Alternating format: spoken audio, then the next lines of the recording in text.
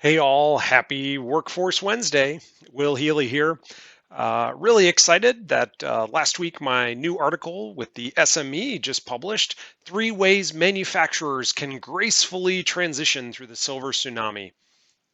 And this article is really interesting. I like to share just 3 ideas.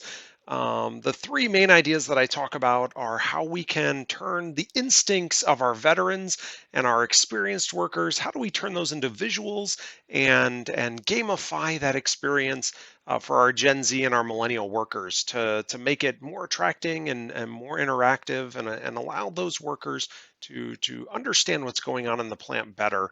That experienced person can maybe hear something, but the newer person can't hear it. So how do we turn that experience into something that triggers the newer employees, and visuals are a great way to do it. The second thing is you will have to embrace automation.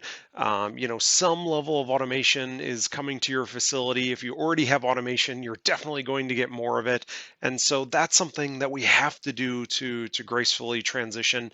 We have to embrace automation. And last but not least, and one that I'm very passionate about, is you got to get involved in your local partnerships.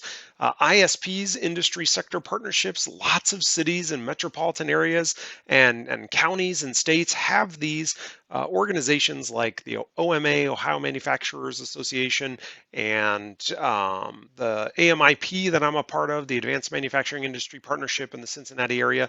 These are organizations that help with our workforce transitions and partner you and help you connect with the kinds of organizations that can help you be successful with your talent pipeline.